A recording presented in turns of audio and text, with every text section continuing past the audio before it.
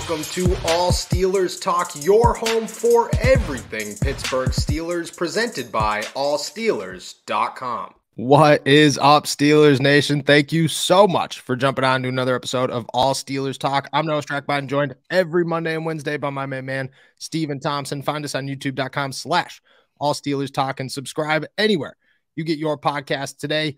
Fully loaded show for you guys as normal. It's been a very busy offseason for the Pittsburgh Steelers. Allen Robinson is in town, and Omar Khan proves once again that he is the wizard that the Steelers thought he was when they made the decision to promote him to GM. On top of that, Jalen Carter news, that's still a name to watch, and I did a little digging to see, well, just about how much interest the Steelers have and how likely it is that he actually slides to pick number 9 for them to go get him. And finally, some very interesting pre-draft visits as the Steelers wind down their top 30 meetings before the NFL draft. It is a beautiful day once again in the Berg. Spring has sprung. I'm going to a Pirates game to see a good Pirates baseball team this week. That's very exciting.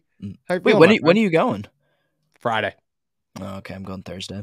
You going Thursday? I was going to go Thursday, but fiance doesn't get home till late. You gotta make the move. Thursday is supposed to be a gorgeous day as well, though. It's good to see some winning Pirates. It is Dollar Dog Night. I know. Right. I know. I was disappointed to not go to Dollar Dog Night, but the Pirates are good. Feels really, really good to be in a city where this is the first time I've been here in 6 years that the baseball team's like actually something to talk about. It's pretty cool. Right. It's pretty cool. How you feeling, my friend? How's the week treating you? Feeling pretty good. I tried to take advantage of our fantastic weather this week. I went for a run yesterday. Nice. What was that? That was a disaster. That was an absolute disaster. I haven't gotten off my ass in a week and a half. I think since I got back from vacation, and it showed. So I'm trying to work on that summer body, but it's all right. It's going to be a process. Yeah. It's all right. You got to start somewhere. It's better to start now. I fall into the problem where I start in November, and then by May I'm like, all right, well, we're done now. We did it all. Yeah. And then I just get fat by June, and it's all wasted effort. But I look real good when I wear a sweatshirt. Tell you that much. All right, let's talk some Pittsburgh Steelers. Allen Robinson coming to town. The Steelers are finalizing a trade, or did finalize a trade. He's got to pass a physical, but at this point, you can kind of interpret that that's going to happen and that everything should go smoothly. He comes to Pittsburgh on a 7th-round swap. The Steelers move back to 251. Meanwhile, they send the LA Rams 234. They take on $5 million of his $15 million guarantees this season. I mean, without even having to go too deep into what this means, and we'll dive into everything that comes with this trade, but I think just on the surface, this is a win. This is a huge win for the Pittsburgh Steelers, and Omar Khan once again shows that he is not messing around as the general manager. Absolutely. And I was kind of thinking about this last night before we got on, but has Omar Khan lost a trade yet since he's been – No. Definitely he's not. Undefeated. Has absolutely smoked them, actually. Right. Yeah. It hasn't even been close. Yeah. Decisive wins too, which is pretty impressive. They haven't been, I guess. Dude, 32 is a big one. Allen Robinson's a big one. Right. He's not trading for superstars, but he has gotten so much value out of things you weren't really going to get. He has upgraded. Yes. But in both situations. So, yeah, credit to Omar Khan. He got a high upside player for little risk. The fact that they're only playing $5 million, a third of his guaranteed contract, because that was in the immediate aftermath of the news breaking, everyone's like, oh, well, how much of that $10 million is going to be left for the Steelers to pay? The fact that you got it down to half of that is pretty remarkable. And you didn't you swapped 7th-round picks. You're within for Allen Robinson, for a guy who in the last 2 years dealt with injuries, didn't really have the greatest stuff. I think what's his numbers? A little over 700 yards, 7 something, 4 touchdowns, only played 22 games. Not very impressive numbers, but this dude at one point in time was one of the best wide receivers in football. Then 4 years ago was back-to-back 1,000-yard seasons with the Chicago Bears. Still very impressive football player. He's 29 years old. He comes in here. He can play inside. He can play outside. He's a veteran presence for a guy like George Pickens and Calvin Austin and whoever they draft this season. He works well with Deontay Johnson. Kenny Pickett, definitely has to be happy about this one. The Steelers had a huge, very concerning need at wide receiver, and they took care of it in the best way possible. Before the show yesterday, I was telling you that I heard that the Steelers were looking at wide receivers, and the names I mentioned to you were not Allen Robinson. They weren't even close to the caliber of Allen Robinson. So the fact that he went out there and did this for literally nothing, and on the same side of that, like the LA Rams were looking to get rid of Allen Robinson to clear some cap space. They were going to cut him. Yeah. They were going to cut him. And they essentially, Omar Khan somehow convinced them to keep $10 million of this man's salary cap and say, yeah, that's good enough. If you guys take on $5 million, we can make it work, and basically give us nothing, like nothing at all. Wow. It was just a wow. I think the next question here is what's his role with the Pittsburgh Steelers? Where does he fit? Does he play, the inside, the outside? The biggest question is he the immediate starter, or do you continue to look for a slot guy to play with Calvin Austin? Like how high of a priority does wide receiver remain for the Steelers in the NFL draft? Yeah, that was going to be my question too. I figure he's going to play on the inside, right? Like that's where that's where the most pressing need is. Calvin Austin, as much as I think he has potential, he hasn't proven anything. And I think you enter training camp with Allen Robinson kind of penciled in as that starter at slot receiver. That could change, obviously. But the thing I like the most is that there's such little pressure on Robinson. To me, this is different from signing. Like, there are a lot of parallels between this signing and I guess this was a trade, but, and the Larry Ogunjobi addition. A veteran guy who had some injury history. He was productive, earlier in his career, and you're kind of banking on a track record and him staying healthy. But the difference is that there's much less pressure on Robinson to, not carry a defensive line, but to be a major contributor immediately. Mm-hmm. You can kind of afford to bring him along slowly because you have some depth. And, Steven Sims can play the slot a little bit. You got Calvin Austin, obviously. He's a weapon that Steven Sims is in Houston. Oh, that's right. You don't have Steven Sims anymore. Either way, you still have Calvin Austin. You have options there. There's no immediate need to say, Allen Robinson, you need to carry this offense and you need to be a big threat immediately. Mm-hmm. There's some insurance against it, which I like, and I think that's a big thing. But like you said, he can kind of be a mentor for whoever they draft this year. Do you still think that they're going to draft a receiver? I do. I think that my thought right now would be still second to like fourth round wide receiver type guy. I think a Jonathan Mingo would still very much so fit what they're looking for. But it'd be a same time. Mingo plays on the inside outside. He actually played a little bit of off-ball tight end as well too. For a guy who runs a 4.4, it's pretty impressive. But I don't think he's the best option out there. I think there's a lot of better wide receivers in the NFL draft, but I think for what the Pittsburgh Steelers are looking for, inside outside capability, big guy. But I think at the same time, the Steelers just did what they were looking for, and that was to find that big body that they were missing. That like very reliable catch and traffic type of figure. And that's who Allen Robinson is. He's he doesn't have the step anymore that he used to have. He's not going to outrun you these days. He's got coming off of a foot injury. So you got to wonder like how explosive he actually is at this point in his career, but just a dude who could line up there and you could throw it to him and chances are he could come down with the football. That's very, very good to have if you're Kenny Pickett. But I do expect them to draft. I would say that second, like anywhere from 32, and I don't think 32 is going to be the move, but anywhere from 32 to 120 would be my expectation for them to draft a wide receiver. I will say that I don't think they're going to double dip at wide receiver anymore. I thought that was a possibility before this move, but at this point it doesn't make any sense. And I think the best part about Allen Robinson, and it's a huge chunk of money. You're going to have to figure it out next season. But he's got 2 years left on his deal. Like he just signed the last offseason with the Rams. So if he works out, turns into a superstar, you still got Kenny Pickett on the cheap and all your guys are signed. You could bring him back for another season and say, hey, look, and now we got another group of 5 wide receivers that we very much so trust. That's huge for Kenny Pickett, and the continuity, the whole, oh, well, we're keeping Matt Canada because of this. We're keeping Mitch Trubisky because of this. Well, we'll keep Allen Robinson on a huge deal because of this, because Kenny Pickett had a great year. Like I think it's an immediate win for the Pittsburgh Steelers. Yeah, absolutely. Very little downside because even if he stinks, you're paying him $5 million, I guess. And I don't know, $5 million for nothing. Yeah. I think the funniest part, and I don't want to bash on Steelers fans because I totally understand it at times, but when this happened, I was getting texts, just like everything. I get texts, I get DMs instantly from dozens of people that are just like, oh my God, I can't believe that the Steelers just traded for Allen Robinson. Wah! And I'm like, yeah, dude, so excited. Nobody was upset about the money. Like nobody. Everybody was just like, oh my gosh, I can't believe they got Allen Robinson. I'm like, dude, he's making more money than Deontay Johnson. Like, what are you talking about here? This is a terrible deal. And then the salary cap got worked out, obviously, came in at a very good number. Yeah, I think it's huge. I think what's very impressive right now, and I said this on my to-go earlier, is Omar Khan, like you said, he has not lost a trade. He has not lost a signing. Like the guy has done everything to perfection since stepping in as the general manager of the Pittsburgh Steelers. And I think he realizes that the Steelers Super Bowl window is open right now.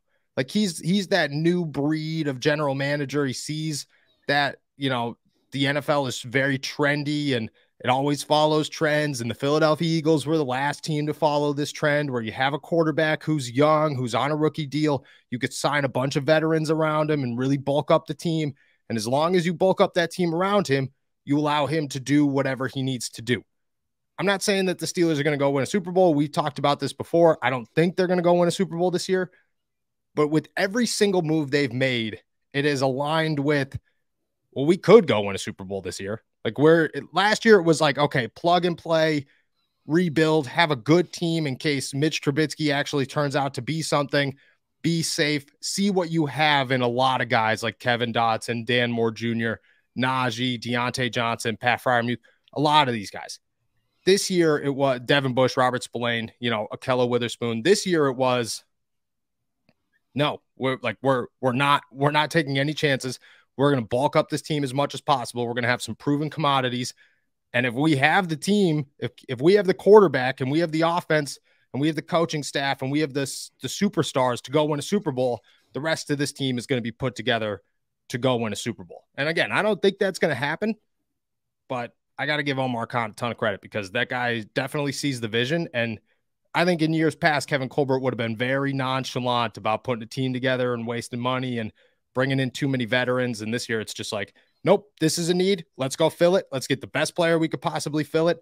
And let's just keep on going. And it's been a win after win after win for Omar Khan. Yeah, I think they have a really nice mix of veterans on more expensive deals, but rookies also kind of or younger guys being the centerpiece of whatever unit they're in on cheaper deals. Like the fact that their oldest receiver is 26. Outside of it, before the Robinson signing, their oldest receiver was 26. Their Najee was only 20. What's Najee? 24, 25 now, maybe. Yeah, like this window is not going to be open in the same way that it is for very long, but they are reacting to the situation they're in, which is most of the offense is very young. The defense is more expensive. So the team's going to be built very similarly, just in terms of lean on the defense, but you're allowing room for those young guys to make a leap in their, second or third years. And that's going to be the difference between missing the playoffs again or, leaping up into, I don't know. Like, that's the other thing. It's like Spring has sprung, and our friends at Manscaped have the best tools for some spring cleaning. They've already helped you tidy up all the nooks and crannies of your body's basement, but this year, Manscaped can help you get the perfect presentation on that beautiful face with the brand new Beard Hedger Pro Kit.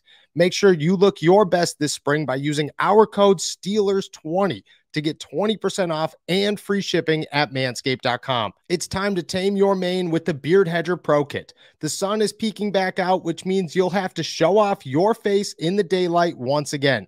So, use this kit to make sure your scruff looks award-winning, whether you've got glorious beard flow or some smooth, sleek cheeks. The kit starts off with the Beard Hedger, a waterproof cordless trimmer with a rotary wheel that gives you 20 hair cutting lengths, all with one guard. So, no more messy drawers full of add-ons. It also comes with titanium-coated T-blades that are tough on your hair but smooth on your face, leading to single-stroke efficiency that brings satisfaction one stroke at a time. The The Beard Hedger is a high-tech piece of art in a travel-sized package with a long-lasting battery, universal charging, and a strong motor. Next, the kit has the liquid goods to make you feel good. Starting with the beard shampoo and conditioner. You can treat your beard like you treat your pubes. That's why the kit has a special shampoo and conditioner designed specifically to moisturize, reduce ingrown hairs, and replenish your beard's natural oils and promote beard health. The Pro Kit also has Manscaped's beard oil.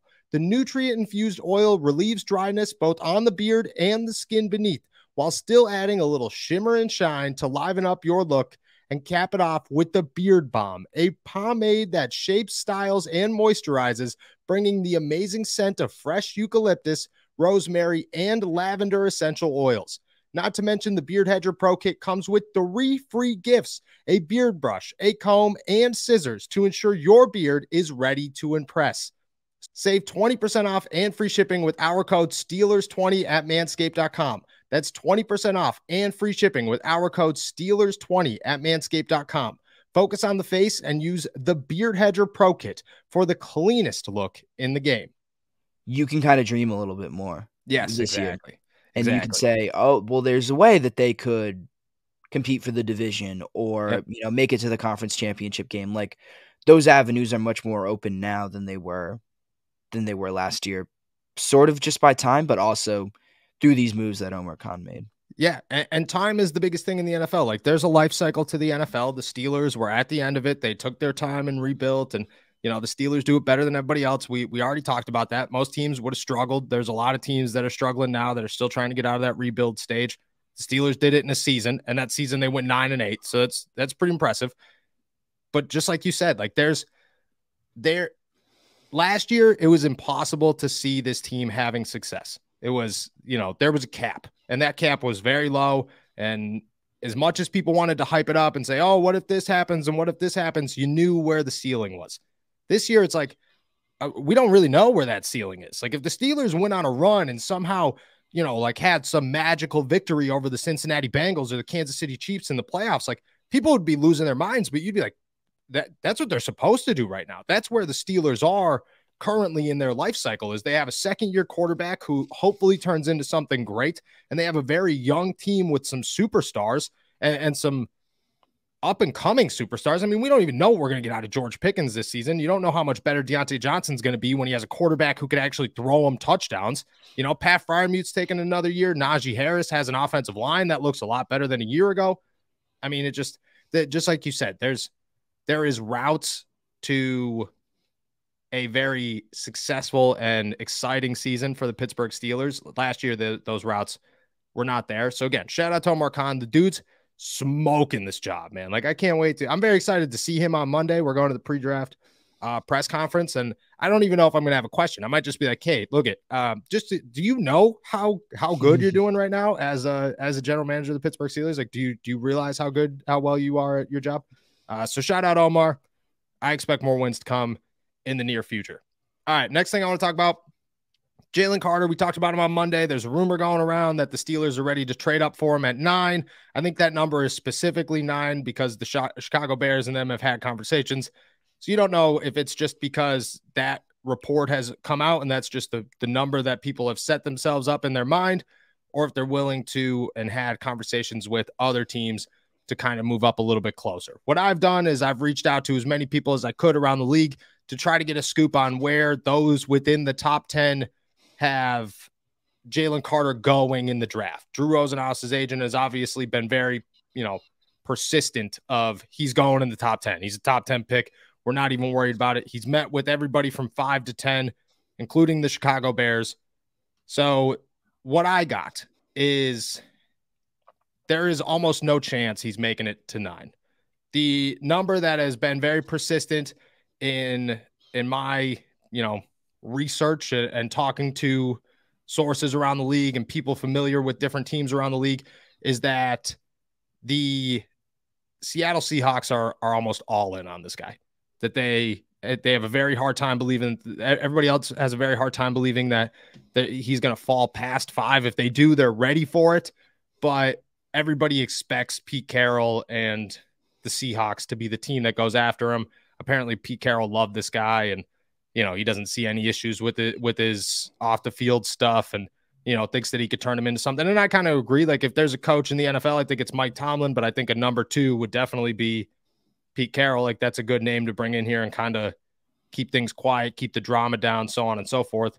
But I have a hard time sitting here right now saying that Jalen Carter is going to get to 5 just from what I've heard, or get to 9 just from what I've heard. Is that too high up in the draft? Are the Pittsburgh Steelers officially ruled out of the Jalen Carter race if we're looking at him as the top 5 pick in the NFL draft? Yeah, I think so. I don't think it's that the Steelers don't have the capital to trade for a top 5 pick, but I don't think they want to. I don't think they will, and I don't think it's worth it, quite honestly, to move all the way up to 5. Like, that's the difference between. I think you have to start dipping into next year's picks if you're looking to move all the way up to 5. 9 is maybe a different story where you could maybe get away with 17 and 49. It would maybe take 3 picks or whatever, or a player or something like that. You start dipping into things that you really don't want to dip into if you're the Steelers, if you're looking to move up to 5 versus 9. I don't know. It seems like a very small difference when I say it out loud, but I don't know. The difference between 5 versus 9. Yeah, it's pretty significant. Like, your top 5 pick, you're looking up to. It's just like the whole thing with the trading up to 1. Like, there's a certain number where you draw the line where it's like, okay, well, these teams can't move up to 1 because they just don't have the draft capital to do so. It kind of feels like 9, moving back from 9 to 17, if you get the right team, is understandable, especially a team that doesn't have a major need. The Seahawks were a playoff team last year who have the 5th pick in the draft because the Denver Broncos traded for Russell Wilson and gave up the whole world to be a bad football team. Seattle's not looking at this like, oh, well, we could just take anybody. They're looking at this as, we're going to get Jalen Carter. Are you kidding me? Like, our defense is already good enough to make the playoffs, but now we're going to get Jalen Carter. I just think that that's really difficult. Just for an example, in 2019, when they traded up for Devin Bush, they gave up their first pick, which was number 20, their second round pick, which is 52, and then a third round pick the year after to move from 20 to 10. That's pretty good. I would say that's why my thought was 17, 49, and a second next year gets you to number 9 for the Chicago Bears. But I still think that those 5 spots to number 5, chances are you're giving up a first round pick next year, or at least a second round pick and probably 2 more picks this year. And I just, like, you're giving up a lot for a guy that doesn't fill an immediate need for you. And I'm still on very much so the Jalen Carter's the best player in the draft board, and I think that I don't think I'm going to jump off that train anytime soon. But I just think that, at some point you got to draw the line. And I think anything above like 7 is the line for me. I think it's just going to be too difficult. And I think the Seattle Seahawks is the hardest team because you're not going to have to do it with Seattle. You're going to have to do it with Detroit or with who's 4? Indianapolis. And that's not going to happen. So you just, you fall into a funk where you're like, oh, well, is this even possible? Because, like, what are the Seattle Seahawks going to give up Jalen Carter for pick 17? Like, that doesn't make any sense for them. Yeah. Well, especially because they have a very specific need. Like, the difference between trading with the Bears, who are just kind of looking for the best player available, it seems like, versus the Seahawks, who had, like, I think statistically the league's worst rushing defense and are just looking for someone to plug in the middle. Really? Yeah, like, they have a very specific need. They're going after defensive linemen, so if they can get Jalen Carter, they are going to take him. That's different from the Bears, who could be looking for a weapon to put around Justin Fields, who could be looking to back up their defense too. Like, there's a lot of directions they could go. The Seahawks seem very focused on one guy. Yeah, I don't think it's possible. It's upsetting that the Jalen Carter story only lasted a couple of days. You never know. Something could happen. Will Anderson could find himself sliding to 5, and then the Seahawks have a question or have a decision to make there. Maybe they're all in on Tyree Wilson. I couldn't tell you. All I can tell you is that from noise around the league, from what I've gathered, is that the Seattle Seahawks want their man in Jalen Carter. Unfortunately, that's too high for the Pittsburgh Steelers. Anything could happen on draft night. It was fun while it lasted, but we'll see. More draft stuff that came out of the Steelers facility yesterday. Darnell Washington, tight end out of Georgia, finishes the Steelers pre-draft visits. Like, today is the final day to host guys for pre-draft visits. Yesterday, they brought in a couple of big names. Broderick Jones was one of them. Darnell Washington, I think, stood out amongst any. Tight end, 6'7" out of Georgia. Dude's an absolute monster. Expected to go anywhere from the middle of the first round to maybe the middle of the second round. Interesting name, I'd say, to say the least, because the Pittsburgh Steelers, yeah, they should be doing their homework on Darnell Washington. The guy's a monster, but they also re-signed Zach Gentry. They have Connor Hayward, and they have Pat Freiermuth. It's a very, it brings up a lot of questions, I would say, when you bring a guy like that in. Yeah. You cannot at all deny the talent. This guy can block, he can run, he can catch. There's pretty much nothing he can't do at the tight end position. Yep. But do you need a tight end? And it's just the, need versus best player available thing. The other thing is, where is he kind of projected to get? Because you don't think it's a pick at 17, right? It'd be a 32. Nah, yeah, I'd say it's 30. If they go 17 with a tight end, that's just right.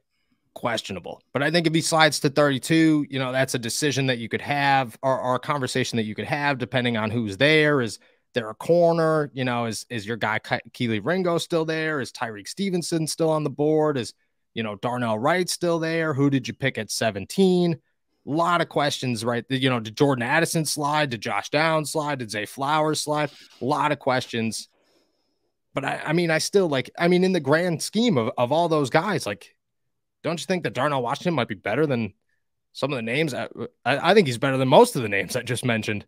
And if you're the Pittsburgh Steelers, you're just thinking, well, he's head and shoulders. You want to know what a quarterback's best friend is? A tight end. That has always been true in the NFL. So you might, but it's 4 tight ends, too many tight ends.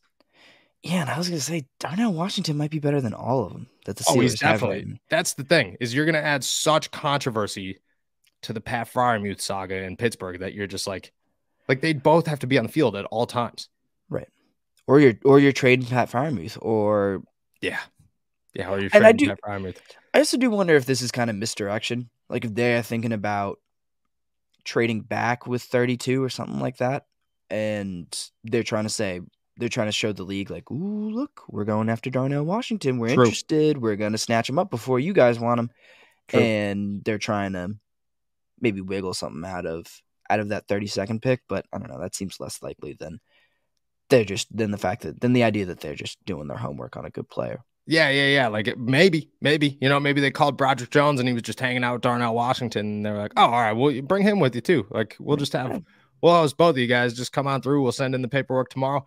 I don't know. I think the big things here are obviously I do think that as an all-around tight end, Darnell Washington is a little bit better than Pat Freiermuth. I think Pat Freiermuth's still like a star tight end in the NFL, has insane potential in the NFL, but he's not a blocker, has almost no blocking ability. Darnell Washington at least possesses some, and at 6'7", you got to hope that just grows every single year. Right.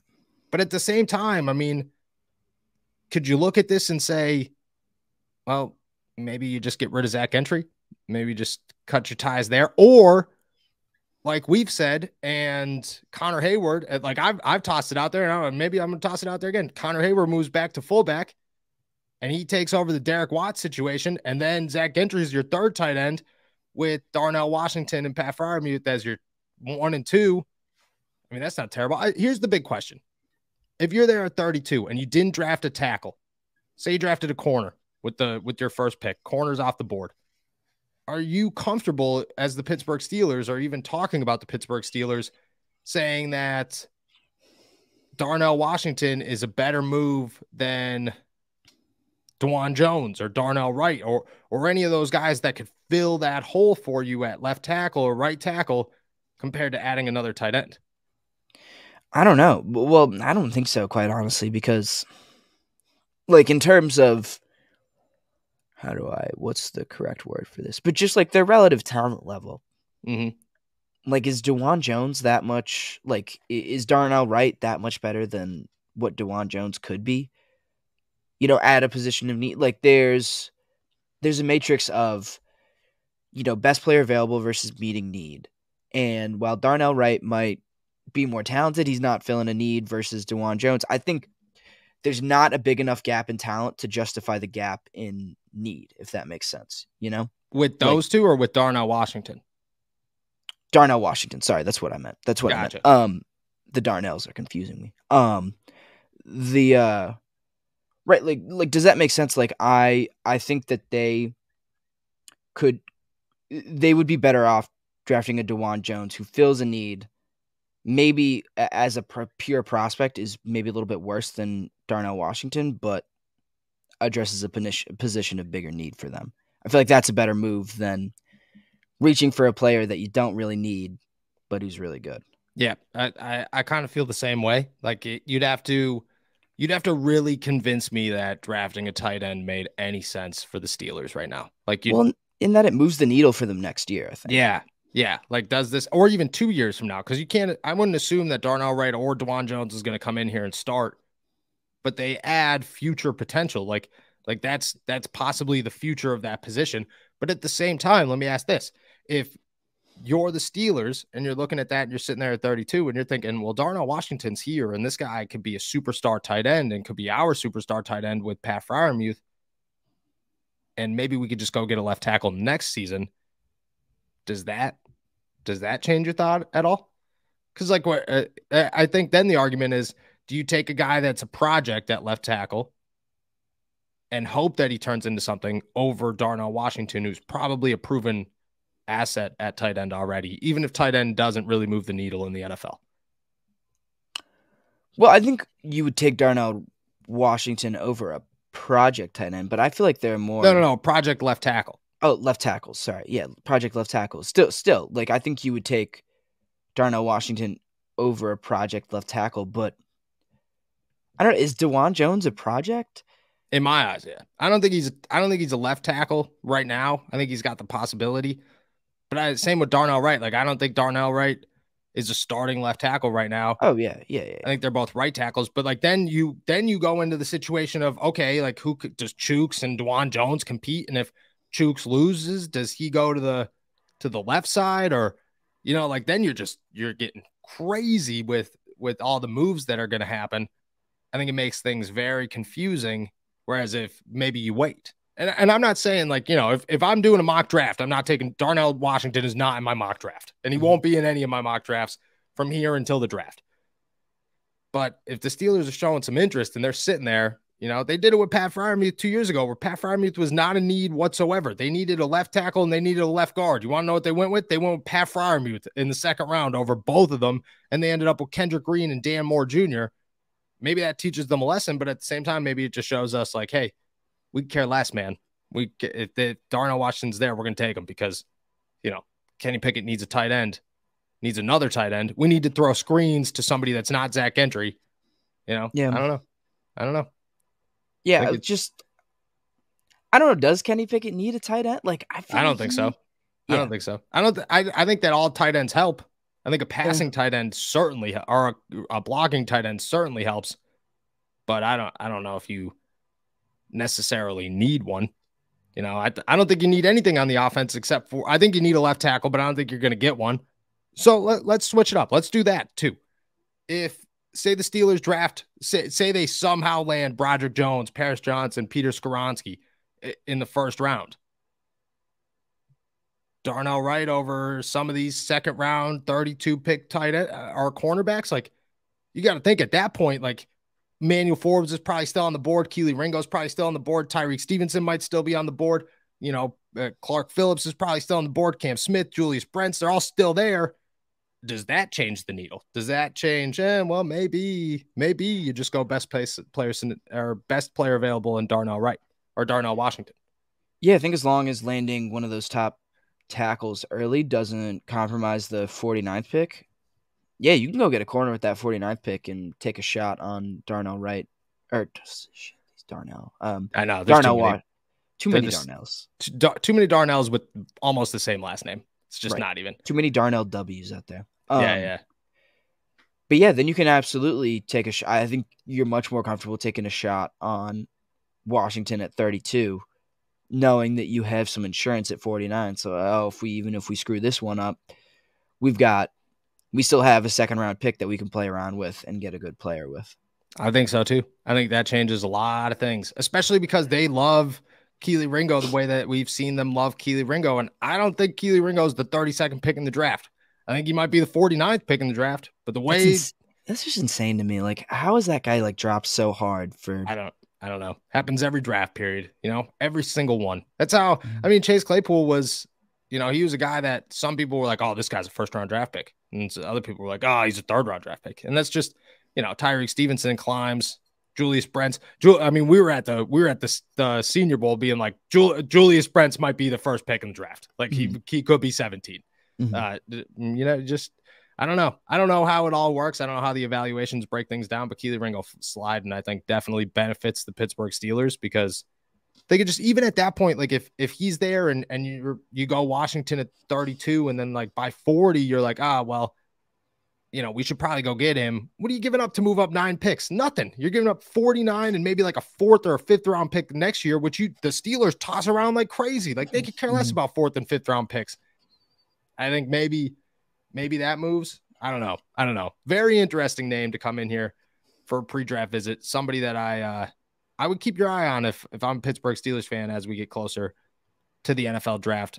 As pre-draft visits close at this point, it's all interpretation. And interpretation for the Pittsburgh Steelers have tossed us all over the place, and it's been very exciting, but it's the last time that we'll have some fresh news until the NFL draft. We are officially 1 week and 1 day? 1 week and 1 day 8 away days from the NFL draft. Absolutely wild. What's going to happen? Jalen Carter still a name to watch. I don't know how much so at this point. Darnell Washington adds his name to the board, and obviously everybody we've talked about in the last 3 months is certainly names to watch for the Pittsburgh Steelers. With that said, we're heading out of here. Thank you guys so much for jumping on to another episode of All Steelers Talk. Make sure to subscribe to us on YouTube, youtube.com/All Steelers Talk. Check us out anywhere you get your podcasts, and make sure to like this video. We will be back, or I will be back on Friday with Derek. Make sure to check out all of mine and Steven's work at allsteelers.com and all our Pitt stuff at insidethepanthers.com. Enjoy another beautiful week here in Pittsburgh. Peace.